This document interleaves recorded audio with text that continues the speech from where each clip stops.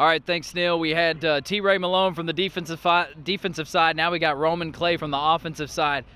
Tell us about your night tonight, because you had kind of a tale of two halves. The first half, not a whole lot going for you in the running game. Second half, you seemed to pick up some momentum, kind of get a rhythm. What changed at halftime that you were able to chew up some yardage in the second half?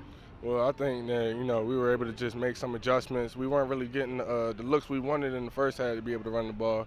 So when they started giving us the looks, we were able to capitalize on the run and be able to take advantage of the run game. Well, congrats on the win. I want to have you take me inside overtime, okay? We're inside the 5. You made the big run. You got us inside the 5-yard line. 3 straight plays, we hand you the football. What's going through your mind on 3rd and goal there, trying to get in for the win?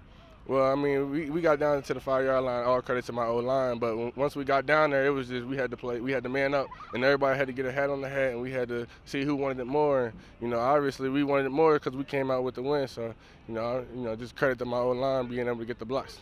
Last question before you let you go. You get in the end zone, you turn around, and you see the whole sideline running at you for a big celebration. What'd that feel like, seeing the entire Racer team running for you? Man, it's just the best feeling in the world, just to be able to help my team come out with a win.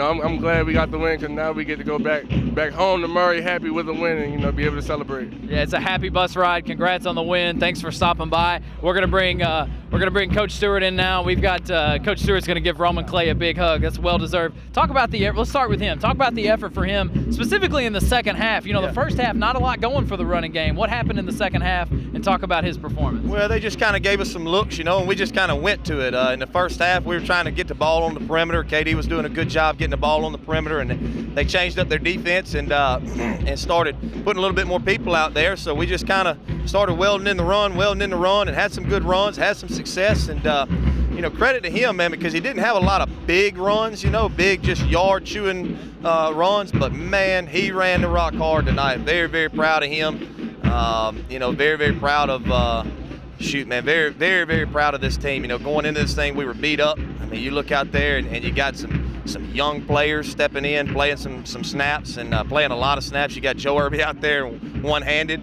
so just very, very proud of this crew. Yeah, when you see the injury list, I think we counted at one point in the week, we were looking at 14 different guys that contribute to this team, all on the injured list. Now, some were able to play, like you said, Joe, playing with one arm, and Janowski was hobbled.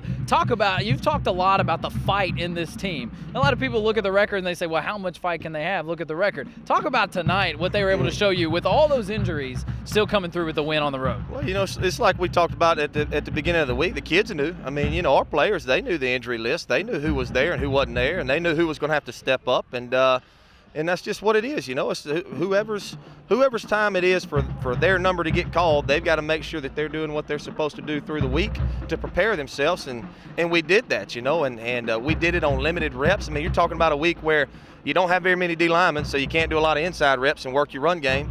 And you don't have very many wide receivers, so you can't do a lot of skelly reps.